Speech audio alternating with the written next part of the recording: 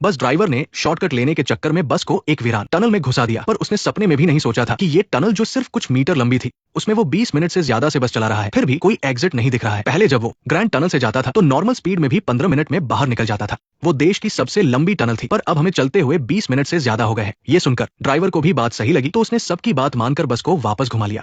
पर अजीब बात यह थी कि सबको अच्छे से याद था कि टनल में घुसने के बाद उन्होंने सिर्फ आधा घंटा ही सफर किया था, लेकिन अब उन्हें वापस लौटते हुए 1 घंटा हो चुका था। यहाँ तक कि बस का पेट्रोल भी खत्म होने वाला था, फिर भी उन्हें वो रास्ता नहीं दिखा जहाँ से वो अंदर आए थे। जैसे जैसे ये डरावना माहौल बढ़ता गया, वहाँ मौजूद सभी लोग बुरी तरह घबरा गए। आखिरकार काफी बातचीत के बाद सबने मिलकर तय किया कि बस में यूं ही बिना किसी मंजिल के भटकने से अच्छा है कि नीचे उतरकर कोई और रास्ता ढूंढा जाए। लेकिन जैसे ही वो बस से नीचे उतरे, एक के बाद एक अजीब घटनाएं होने लगी। जमीन पर पड़े टूटे हुए मोबाइल फोन को देखकर प्रेग्नेंट औरत की तो जैसे रूह काम गई, क्योंकि ये वही फोन था जो उसने टनल में घुसते ही अपने बॉयफ्रेंड से लड़ते हुए फेंका था, और उसे ये भी अच्छी तरह याद था कि फोन फेंकते वक्त उसे टनल का एंट्री गेट दिख रहा था, पर अब वहाँ दूर दूर तक कुछ भी नजर नहीं आ रहा था। कुल मिलाकर इस टनल में कुछ तो गड़बड़ थी। तो टनल का चक्कर समझने और यहाँ से बाहर निकलने का रास्ता खोजने के लिए टनल इंजीनियर हैरी और केविन ने उस प्रेग्नेंट औरत से एक ऊन का धागा लिया और आगे बढ़ने लगे। बाकी लोग वहीं रुककर इंतजार करने लगे, लेकिन सबके रोंगटे तो तब खड़े हो गए जब करीब 1 घंटा बीत जाने के बाद वो दोनों जो आगे की तरफ गए थे, अब अचानक सबके पीछे से वापस आ रहे थे। ये क्या हो रहा है? क्या ये कोई गोल गोल घूमने वाली टनल है? इसके बाद काफी देर तक बहस करने के बाद भी जब कुछ समझ नहीं आया, तो हैरी ने कहा कि सारा खाना एक जगह इकट्ठा करके सबको बराबर बांटा जाए, ताकि सब लोग जिंदा बाहर निकल सके। आखिर किसी को नहीं पता था कि वो यहाँ कब तक फंसे रहने वाले हैं। अभी तक लोगों को खतरे का एहसास नहीं था, इसलिए सबने बहुत ही अच्छे से अपना अपना खाना खुशी खुशी एक जगह रख दिया। पर अब जो होने वाला था वो इस शांति को पूरी तरह खत्म करने वाला था। थोड़ा बहुत खाकर अपनी एनर्जी वापस लाने के बाद सब लोग फिर से एग्जिट ढूंढने निकल पड़े, लेकिन जब वो बिना किसी कामयाबी के वापस लौटे तो उन्होंने देखा कि जिस बस को वो सही सलामत छोड़कर गए थे,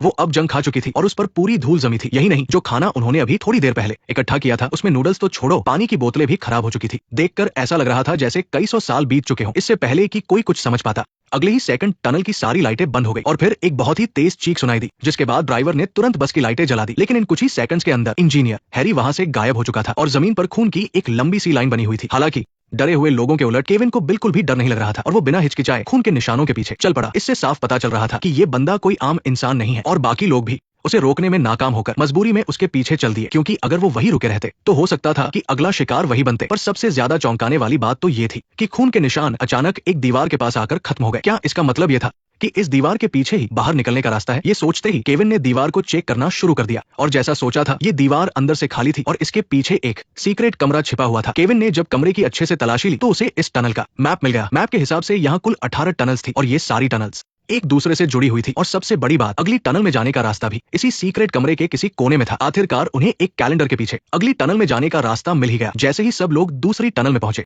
भूख के मारे उनकी हालत खराब होने लगी। तभी ड्राइवर ने अचानक देखा कि उनके सामने बिल्कुल वैसी ही एक बस खड़ी थी जैसी पहली टनल में थी। और मजे की बात तो ये थी कि बस में रखा खाना भी खराब नहीं हुआ था। पर इससे पहले कि ड्राइवर खुश हो पाता, एक चश्मे वाले आदमी ने उसे धक्का देकर सारा खाना छीन लिया। लेकिन इसी धक्के की वजह से ड्राइवर के हाथ गलती से वो चीज लग गई जिससे वो सबसे अपनी बात मनवा सकता था, और इंसानियत का असली इम्तिहान अब यहीं से शुरू होने वाला था। अपने हाथ में आई उस बंदूक के दम पर ड्राइवर ने न सिर्फ सारा खाना वापस ले लिया, बल्कि सबको कई मीटर पीछे हटने पर भी मजबूर कर दिया। और पिछली बार जब सब खा रहे थे तो जिस लाल ड्रेस वाली लड़की ने नूडल्स को जंक फूड बोलकर खाने से मना कर दिया था, अब वो भूख से तड़प रही थी। तो वो धीरे से बस के पास आई और जानबूझकर अपने कपड़े थोड़े नीचे खिसका लिए। फिर उसने बस का दरवाजा खटखटाया, भैया क्या मुझे थोड़ा सा कुछ खाने को मिलेगा? और 2 घंटे की कड़ी मेहनत के बाद लाल ड्रेस वाली लड़की लड़खड़ाते हुए बस से नीचे उतरी और अपने हिस्से का वो आधा पैकेट नूडल्स बड़े मजे से खाने लगी। पास खड़ा वो चश्मे वाला आदमी ये सब देखकर मन ही मन सोच रहा था कि काश वो भी बस में जाकर थोड़ी मेहनत कर पाता। लेकिन केविन जानता था कि अगर ऐसा ही चलता रहा तो काम नहीं बनेगा, एक दिन ये खाना खत्म हो ही जाएगा। अभी उनका सबसे पहला काम था एक साथ मिलकर यहाँ से बाहर निकलने का रास्ता ढूंढना। इस टनल में समय बाहर के मुकाबले बहुत तेजी से गुजर रहा है, तो अगर सारा खाना तुम्हें दे भी दिया जाए तो तुम कब तक जिंदा रह पाओगे? हालांकि ड्राइवर का मन खाना देने का बिल्कुल नहीं था, पर इस मनहूस जगह से जल्दी बाहर निकलने के लिए उसे मजबूरी में वो खाना बांटना ही पड़ा। आखिर में पेट भरकर खाने पीने के बाद सब लोग चश्मे वाले के बनाए गए ग्रुप्स के हिसाब से अगली टनल का रास्ता ढूंढने निकल पड़े। लेकिन जैसे ही वो एक सुनसान जगह पर पहुंचे, चश्मे वाले ने अपना असली रूप दिखा दिया। वो मरने से पहले थोड़ा मजा करना चाहता था। लग रहा था कि उसने ये ग्रुप्स बनाए ही इसीलिए थे। उसकी प्लानिंग पहले से ही पूरी थी, पर हर आदमी की कोई ना कोई कमजोरी तो होती ही है। आखिरकार उसका ये प्लान कामयाब नहीं हो पाया। क्या नाटक कर रहा है? ओए बूढ़े, वो तुझे छू सकता है तो मैं क्यों नहीं? मुझे बेवकूफ मत समझ, मुझे पता है तेरी औकात बस एक पैकेट नूडल्स की ही है, घटिया औरत। ये सुनते ही लाल ड्रेस वाली लड़की को बहुत भयंकर गुस्सा आ गया, तो वो रोते हुए वापस बस में गई और चश्मे वाले की सारी करतूतें ड्राइवर को बता दी। ये सब सुनकर ड्राइवर तो पहले से ही गुस्से से उबल रहा था, और हद तो तब हो गई जब वो लाल ड्रेस वाली लड़की को चुप करा रहा था। तभी मौका देखकर चश्मे वाले ने एक नूडल्स का पैकेट चुरा लिया। अब तो भगवान भी आकर उसे नहीं बचा सकते थे, ये मेरा दावा है। ड्राइवर काफी हटा कट्टा था, तो जाहिर सी बात है कि चश्मे वाला उसके सामने कहीं नहीं टिकता। लेकिन जैसे ही ड्राइवर से मारने ही वाला था, अचानक एक लोहे का रॉड उसके शरीर के आर पार हो गया। जब लोगों ने आवाज सुनी और वहां पहुंचे, तब तक ड्राइवर की सांसें पूरी तरह रुक चुकी थी और वहां मौजूद इकलौते चश्मे वाले पर ही सबका शक जाना पक्का था। पर जब सबने उसे खूब खरी खोटी सुनाई, तो चश्मे वाले ने बहुत ही डरे हुए चेहरे के साथ कहा, मैंने नहीं किया, तुम लोगों को पता नहीं है, इस टनल में हमारे अलावा भी कोई और है। उसकी ये बात सुनते ही सबकी सिट्टी गुम हो गई। किसी को नहीं पता था कि उसकी बात सच है या झूठ, पर यह तय था कि यहाँ से जल्दी निकलना ही सही होगा। तो सबने तय किया कि पहले कुछ खा पी कर एनर्जी वापस लाई जाए और फिर अगली टनल का रास्ता ढूंढा जाए। लेकिन जैसे ही चश्मे वाला जमीन पर गिरे हुए नूडल्स उठाने झुका, उसे अचानक बस के नीचे एक मैनहोल कवर दिखा और जब उसने उसे हटाया तो उसके नीचे बिल्कुल वैसा ही एक सीक्रेट कमरा मिला जैसा पहले मिला था। फिर पिछली बार की तरह सबको जल्दी ही एक कैलेंडर के पीछे अगली टनल में जाने का रास्ता मिल गया। लेकिन जैसे ही उन्होंने तीसरी टनल में कदम रखा, जिन लोगों ने अभी थोड़ी देर पहले ही खाना खाया था, उन्हें अब फिर से बहुत तेज भूख लगने लगी थी। अगर मेरा अंदाजा सही है तो टनल में जैसे जैसे आगे बढ़ रहे हैं, वक्त उतनी ही तेजी से बीत रहा है। सामने फिर से एक बस खड़ी देखकर चश्मे वाले को अचानक कुछ ख्याल आया। हालांकि इस बार बस में कोई खाना नहीं था, लेकिन बंदूक अब भी उसी के पास थी। बंदूक के डर से सबको मजबूरन अपना अपना खाना उसे सौंपना पड़ा और भूख से तड़पती लाल ड्रेस वाली लड़की ने भी अपना पुराना रवैया छोड़कर चश्मे वाले पर भी वही ट्रिक आजमानी चाहिए जो उसने ड्राइवर पर आजमाई थी। पर चश्मे वाला उसकी बातों में बिल्कुल नहीं आया। अब से मैं जब कहूंगा तभी खाना होगा और जिसे मैं कहूंगा सिर्फ वही खाएगा। इसके बाद चश्मे वाला खाते खाते सबको लेकर रास्ता ढूंढने लगा। अच्छी किस्मत से उन्हें जल्द ही टनल के आखिरी सिरे पर तीसरे सीक्रेट कमरे का लोहे का दरवाजा मिल गया। पर बुरी किस्मत से इस बार उन्होंने चाहे कितनी भी कोशिश कर ली, उन्हें अगली टनल में जाने का कोई रास्ता नहीं मिला और टीवी पर एक औरत को किसी कुएं में फंसे हुए दिखाया जा रहा था। जब सब लोग हैरानी से ये सब देख रहे थे, तभी चश्मे वाले ने टीवी पर गोली चला दी। दिमाग लगाना बंद करो, मुझे पता है कि हमें बाहर जाने का रास्ता क्यों नहीं मिल रहा। हैरी के मरने के बाद हमें दीवार के पीछे दरवाजा मिला, फिर उस बूढ़े के मरने के बाद हमें बस के नीचे रास्ता मिला। तो तुम्हारा मतलब है कि जब कोई एक मरेगा तभी हम अगली टनल में जा पाएंगे। हर चीज की एक कीमत चुकानी पड़ती है। एक टीम का हिस्सा होने के नाते सिर्फ ये मत सोचो कि तुम टीम से क्या ले सकते हो, बल्कि ये भी सोचो कि तुम टीम को क्या दे सकते हो। नया रास्ता ढूंढने के लिए हमें किसी ऐसे इंसान की जरूरत है जो अपनी जान की कुर्बानी दे सके। ये कहकर उसने लाल ड्रेस वाली लड़की को जोर से खींचा। वो उसकी जान के बदले नया दरवाजा खोलने की तैयारी में था, पर जब उसने उसे बुरी तरह गिड़गिड़ाते हुए देखा और याद किया कि वो पहले कितनी घमंडी हुआ करती थी, तो चश्मे वाले का उसे यूं ही मारने का मन नहीं किया। बोल कि तू मुझसे प्यार करती है, मैं तुमसे प्यार करती हूँ, मुझे अपना ये डरा हुआ चेहरा मत दिखा। बॉस, मुझे थोड़ा सा वक्त दो, मैं खुद को ठीक कर लूं, मैं तुम्हें निराश नहीं करूंगी। आखिरकार फायदे नुकसान के बारे में काफी सोचने के बाद उसकी नजर एक ऐसे लड़के पर पड़ी जिसे ऑटिज्म था और जो यहाँ से बाहर निकलने में किसी भी काम का नहीं था। पर जैसे ही वो बंदूक चलाने ही वाला था कि उस लड़के की बहन बीच में आ गई और उसे रोक दिया, तो इस बहादुर बच्ची को इनाम देने के लिए चश्मे वाले ने अपना इरादा बदल लिया। उसने उस लड़की को घसीटते हुए सीक्रेट कमरे में ले जाकर उसे मारने से पहले उसके साथ जबरदस्ती करने की कोशिश की। ध्यान से सुनिए, नीचे दिया गया ये डायलॉग एक गुमनाम आदमी का है। चश्मे वाले ने उसका गला इतनी जोर से दबाया जैसे उसकी किसी बहुत दुखती रग पर वार किया हो। पर जैसे ही लड़की की जान जाने वाली थी, उसका भाई एकदम सही वक्त पर आ गया और उसे धक्का देकर दूर कर दिया। लेकिन एक हटे कटे आदमी के सामने वो लड़का बिल्कुल नहीं टिक पाया। चश्मे वाले ने उसे तुरंत ही अपने काबू में कर लिया और उसका सिर फिश टैंक के अंदर पानी में दबा दिया। अपने भाई को डूबता देख बहन ने भी जल्दी से एक फूलदान उठाया और उसके सिर पर दे मारा। पर इससे चश्मे वाले को कोई चोट तो नहीं लगी, बल्कि वो और भी बुरी तरह से भड़क गया। टनल में एक जोरदार गोली चलने की आवाज गूंजी और वो लड़की खून से लथपथ होकर जमीन पर गिर पड़ी। लेकिन अपनी आखिरी सांस लेने से पहले उसने चश्मे वाले को चकमा देकर उसकी बंदूक की सारी गोलियां खत्म करवा दी। और इसी बीच लाल ड्रेस वाली लड़की भी तैयार हो चुकी थी। वो एक नशीली सी मुस्कान के साथ उसके पास आई। उसके बोलने का तरीका और उसकी हर एक हरकत बहुत अजीब लग रही थी, जैसे उस पर किसी चुड़ैल का साया गया हो। चश्मे वाला भी उसका ऐसा रूप देखकर बुरी तरह डर गया। फिर उसने उस पागल औरत का गला जोर से दबाना शुरू कर दिया ताकि वो उसे मार सके और साथ ही लेकिन जैसे ही कमरे की लाइट चमकने लगी और सब कुछ नॉर्मल हो गया, उसके बाद लाल कपड़ों वाली लड़की ने उसे तलवार घूमकर मार डाला। लेकिन उसके चेहरे के भावों को देखकर ऐसा लग रहा था जैसे उसे इस बारे में कुछ पता ही नहीं था, मानो कोई और उसे कंट्रोल कर रहा हो। लेकिन जिस बात ने सबको हैरान कर दिया वो ये थी कि चश्मे वाले उस कमीने ने मरने से पहले सारा खाना खत्म कर दिया था। हालांकि उसका अंदाजा बिल्कुल सही था। जैसे ही उसने आखिरी सांस ली, कमरे में अचानक अगली सुरंग में जाने का रास्ता खुल गया। सच में यहाँ कुछ जादुई ताकत काम कर रही थी, क्योंकि यहाँ वक्त बहुत तेजी से बीत रहा था। इसलिए गर्भवती औरत के यहाँ आते ही उसके पेट में पल रहा शैतानी बच्चा पैदा होने वाला था। और डेविड ने देखा कि उसकी घड़ी में ज्यादा वक्त नहीं बचा है, तो उसने उन दोनों को वही गर्भवती औरत के पास छोड़ दिया और खुद अगली सुरंग का रास्ता ढूंढने निकल पड़ा। लेकिन गर्भवती औरत के लिए सबसे बड़े दुख की बात यह थी कि बच्चा पैदा होने के कुछ ही देर बाद वह तेजी से बीतने की वजह से भूख से मर गया। वही दूसरी तरफ, क्योंकि डेविड गाड़ी से उतरने के बाद से ही लगातार अपनी घड़ी का टाइमर देख रहा था, इसलिए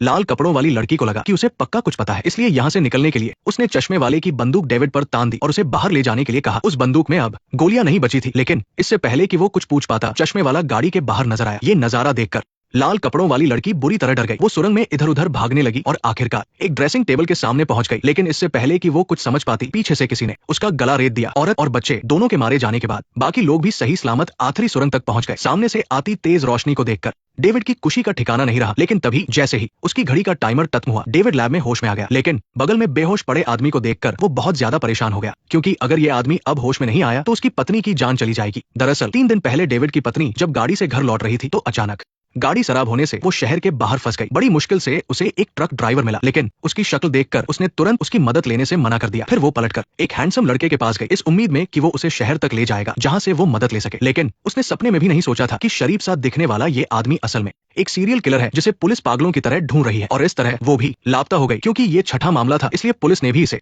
बहुत गंभीरता से लिया और जल्द ही उन्हें कातिल का सुराग मिल गया। हालांकि उसे पकड़ने के दौरान सुरंग में कातिल का एक भयानक एक्सीडेंट हो गया। भले ही उसकी जान बच गई, लेकिन सिर पर गहरी चोट लगने की वजह से बहुत मुमकिन था कि वो कभी होश में ही ना आए। अच्छी बात यह थी कि उस कातिल को तुरंत जान से मारने की आदत नहीं थी, बल्कि उसे औरतों को बंदी बनाकर तड़पा तड़पा कर मारने में मजा आता था। इसलिए औरत के लापता होने के वक्त के हिसाब से इस बात के बहुत चांस थे कि वो अब भी जिंदा हो। लेकिन बुरी खबर ये थी कि क्योंकि कातिल कोमा में था, इसलिए वो उससे पूछ नहीं सकते थे कि डेविड की पत्नी को कहाँ कैद किया गया है। लेकिन अच्छी बात यह थी कि डेविड इस समय देश का सबसे बेहतरीन न्यूरोथेरेपिस्ट था, इसलिए अपनी पत्नी को जल्द से जल्द ढूंढने के लिए उसने अपनी लैब की मशीनों का इस्तेमाल करके कातिल के दिमाग में एंट्री की, ताकि शायद उसे कोई सुराग मिल जाए। और उसकी घड़ी पर चल रहा टाइमर असल में उसके जागने का वक्त था। लेकिन जिस बात ने डेविड को हैरान कर दिया वो ये थी कि कातिल ने न सिर्फ एक्सीडेंट से पहले की यादों से एक कभी खत्म ना होने वाली सुरंग बना ली थी, बल्कि उसके अंदर कई अलग अलग पर्सनालिटी भी थी, जिनमें से चश्मे वाला और लाल कपड़ों वाली लड़की उसके माँ बाप की परछाई थी। क्योंकि उसका पिता हमेशा शराब पीकर मारपीट करता था और उस मामले में भी थोड़ा कमजोर था, इसलिए थिएटर में काम करने वाली उसकी माँ का उनके ग्रुप के ड्राइवर के साथ अफेयर चल रहा था। यही वजह थी कि लाल कपड़ों वाली लड़की ड्राइवर के साथ थी और लड़की के तुम किसी काम के नहीं हो कहने पर चश्मे वाले को इतना गुस्सा आ गया था। और ड्राइवर जिसे जिम्मेदारी का नशा था, उसके अलावा वो कातिल का हिंसक रूप भी था। और वो टनल इंजीनियर असल में उसकी मेन पर्सनालिटी थी, जो उसका सही और समझदार हिस्सा था। असल जिंदगी में भी वो एक टनल इंजीनियर ही था। गर्भवती औरत उसका सुपरीगो थी, जो उसकी नजर में एक परफेक्ट माँ की छवि थी। और वो दोनों बच्चे उसके बचपन की यादें थी, जो गुमसुम, कमजोर और थोड़े लड़कियों जैसे थे। और इन 6 अलग अलग पर्सनालिटी ने इस मिशन को बहुत मुश्किल बना दिया था। आखिरकार अपनी पत्नी का पता लगाने के लिए उसे सबसे पहले ये जानना था कि असली कातिल वाली पर्सनालिटी कौन सी है। लेकिन कई बार आजमाने के बाद उसे लगा कि उनमें से कोई भी असली कातिल नहीं है। किस्मत से दिमाग के अंदर कैलेंडर पर बनी उस पेंटिंग और टीवी पर अपनी पत्नी को कैद देखकर डेविड को अंदाजा हो गया कि उसकी पत्नी को दक्षिण में बहने वाली नदी के पास किसी गुफा में कैद किया गया है। मौसम विभाग की रिपोर्ट के हिसाब से आने वाले काफी लंबे समय तक वहां लगातार भारी बारिश होने वाली थी। सीधे शब्दों में कहें तो अगर एक दिन के अंदर सही जगह का पता नहीं चला तो बहुत मुमकिन था कि वो औरत डूबकर मर जाएगी। इसलिए अपनी पत्नी को जल्द बचाने के लिए डेविड दोबारा कातिल के दिमाग में गया। और इस बार उसे एक बहुत बड़ी बात पता चली। बचपन की पर्सनालिटी टॉम के अलावा वो लड़की जिसे चश्मे वाले ने बहुत पहले मार दिया था, वो लूसी भी अभी तक जिंदा थी। तुम मरी नहीं लूसी, लूसी ही टॉम है और टॉम ही लूसी है, तो तुम ही असली कातिल हो। मैंने कोई जुर्म नहीं किया है, मैं तो बस उन बुरी औरतों को सजा दे रही हूँ, जिसमें तुम्हारी पत्नी भी शामिल है। दरअसल जब कातिल बहुत छोटा था तब उसका पिता उसे बहुत मारता था और माँ उसे नफरत करती थी। सिर्फ उसकी सबसे प्यारी गुड़िया लूसी ही हमेशा उसका साथ निभाती थी। इसलिए लूसी कोई बचपन की पर्सनालिटी नहीं थी, बल्कि वो गुड़िया थी जो हमेशा उसके साथ रहती थी। रही बात कि वो शादीशुदा औरतों से इतनी नफरत क्यों करता था, तो उसकी वजह ये थी कि उसकी माँ ने न सिर्फ धोखा दिया, बल्कि उसके पिता को चाकू से मार डाला और फिर खुदकुशी कर ली। यहाँ तक कि उसने उस बच्चे को भी अपने पिता को चाकू मारने के लिए मजबूर किया। जाहिर है एक बच्चे के लिए ये सब बहुत बड़ा सदमा रहा होगा। इसी वजह से औरतों से नफरत करने वाली ये खूंखार पर्सनालिटी बाहर आई। हालांकि उन दोनों से बात करने के बाद डेविड समझ गया था कि टॉम असल में बुरा नहीं है, ये सब लूसी उसे कंट्रोल कर रही थी। इसलिए अपनी पत्नी का पता लगाने के लिए उसने टॉम को समझाना शुरू किया, इस उम्मीद में कि वो लूसी को हरा दे और सही रास्ते पर आ जाए। लेकिन जैसे ही लगा कि टॉम उसकी बात मानने वाला है, तभी लूसी अचानक टॉम को वहां से खींच ले गई। जब डेविड ने उनका पीछा किया तो उसने देखा कि वो दोनों आपस में जुड़ गए थे। फिर वो डेविड को अपने साथ लेकर तेजी से भागने लगी। बचपन की वो डरावनी यादें भी सामने आने लगी। बचपन में उसका पिता अक्सर उसका सिर मछली के टैंक में डुबा देता था और जब माँ उसे रोकने आती तो उसे भी बुरी तरह पीटा जाता, बिल्कुल वैसे ही जैसे उस कमरे में चश्मे वाले ने किया था। जब उसकी माँ और ड्राइवर अफेयर कर रहे थे तब उसने ये सब अपनी आंखों से देखा था। यहाँ तक कि उसकी माँ ने उसका हाथ पकड़कर उसे अपने पिता को कई बार चाकू मारने के लिए भी मजबूर किया था। लेकिन जब डेविड ये सब देखकर हैरान हो रहा था, तभी नजारा बदल गया और डेविड के अंदर की बुराई भी बाहर आ गई। दरअसल डेविड दिन भर काम में बिजी रहता था और पत्नी के लिए वक्त नहीं निकाल पाता था और बच्चों को भी समय नहीं देता था। इसलिए उसकी पत्नी उससे बेहद निराश थी और अपना अकेलापन मिटाने के लिए रोज दूसरे लड़कों के पास जाने लगी थी। और इसी वजह से डेविड के अंदर भी एक डार्क पर्सनालिटी ने जन्म लिया था। बस उसे कुछ इस बात का एहसास नहीं था। तुम कौन हो? मैं तुम ही हूँ। अब जाकर डेविड को समझ में आया कि जॉन की मौत, ड्राइवर की मौत, चश्मे वाले की मौत और यहाँ तक कि गर्भवती औरत और उसके बच्चे की मौत, ये सब उसी की डार्क पर्सनालिटी का काम था। और उसका मकसद बहुत ही साफ था, वो बस उसे अपनी पत्नी को बचाने से रोकना चाहता था, क्योंकि उस डार्क पर्सनालिटी को लगता था कि उसकी पत्नी ने उसे धोखा दिया है, इसलिए उसे जीने का कोई हक नहीं है। हालांकि बहुत समझाने बुझाने के बाद आखिरकार टॉम मान गया और उसने वादा किया कि वो बाहर जाकर पुलिस को बता देगा कि पत्नी को कहाँ कैद किया गया है। लेकिन डेविड खुद अपनी ही डार्क पर्सनालिटी के जाल में फंस गया। अगर तुम बुराई से बहुत देर तक लड़ते हो तो तुम खुद बुराई बन जाते हो। अगर तुम बहुत देर तक किसी अंधेरी खाई को घूरते हो तो वो खाई भी तुम्हें घूरने लगती है। तुम इतने वक्त तक इस दलदल में फंसे रहे, क्या इतनी आसानी से मुझसे पीछा छुड़ाना चाहते हो? इसके बाद वो डेविड को एक कीचड़ भरे दलदल में ले गया, जहां वो उसे मारकर इस शरीर पर पूरी तरह से कब्जा करना चाहता था। लेकिन डेविड भी कम नहीं था। कई अलग अलग तरीके आजमाने के बाद जब उसे लगा कि वो किसी भी तरह से उसे हरा नहीं सकता, तो उसने खुद के ही सिर पर बंदूक तान दी। हालांकि डेविड को अंदर ही अंदर ये पता था, लेकिन अपने मरने के बाद अपनी डार्क पर्सनालिटी को पत्नी को नुकसान पहुंचाने से रोकने के लिए उसने बिना झिझक के गोली चला दी। आखिरकार डार्क पर्सनालिटी हमेशा के लिए खत्म हो गई और कातिल भी कोमा से बाहर आ गया। उसने डेविड की पत्नी की लोकेशन पुलिस को बता दी, लेकिन इस हैप्पी एंडिंग के पीछे एक कड़वा सच ये था कि डेविड हमेशा के लिए इस कभी ना खत्म होने वाली सुरंग में ही फंस कर रह गया। और इसी के साथ ये फिल्म खत्म होती है। हालांकि द डार्क मेज नाम की इस फिल्म में आइडेंटिटी और द सेल जैसी फिल्मों की झलक दिखाई देती है, लेकिन इस तरह की बाकी फिल्मों के मुकाबले मुझे लगता है कि ये काफी अच्छी बनी है। इसमें बारीकियों पर भी बहुत अच्छे से ध्यान दिया गया है। शुरुआत की कहानी में ही कई सारी हिंट्स दे दी गई थी। 6 अलग अलग सुरंगें दरअसल मेन पर्सनालिटी इंजीनियर के अलावा कातिल के दिमाग में मौजूद 6 और पर्सनालिटीज को दिखाती है। उस कमरे में कैलेंडर पर बनी पेंटिंग ही वो जगह थी जहां डेविड की पत्नी को कैद किया गया था, और सभी कमरों के कैलेंडर पर एक ही साल, महीने और दिन की तारीख थी। ऐसा इसलिए था क्योंकि उसी दिन माँ ने पिता को मारा था और उसे भी पिता पर चाकू चलाने के लिए मजबूर किया था, और उसी दिन माँ ने नस काटकर खुदकुशी की थी। यही वो दिन था जहां से ये सारे सदमे शुरू हुए थे और डार्क पर्सनालिटी पैदा हुई थी। कमरे में मौजूद वो कटे हुए हाथ बताते हैं कि असल जिंदगी में पहले ही कुछ औरतें मारी जा चुकी हैं, और वो जो थाली डिस्प्ले केस था वो डेविड की पत्नी के लिए रखा गया था। बस फर्क इतना था कि वो अभी मारी नहीं गई थी, इसलिए वो आखिरी केस थाली था। इसके अलावा शुरुआत में गर्भवती औरत और उसके पति के बीच जो झगड़ा हुआ था वो इसलिए हुआ क्योंकि उसका पति सिर्फ मछली पकड़ना और शराब पीना जानता था। ये सब असल जिंदगी में उसके पिता के बर्ताव को दिखाता है। छोटी बच्ची रूबी के हाथ में हमेशा रूबिक्स क्यूब इसलिए रहता था क्योंकि उसे फिजिक्स और स्पेस की बहुत अच्छी समझ थी, जो आगे चलकर वही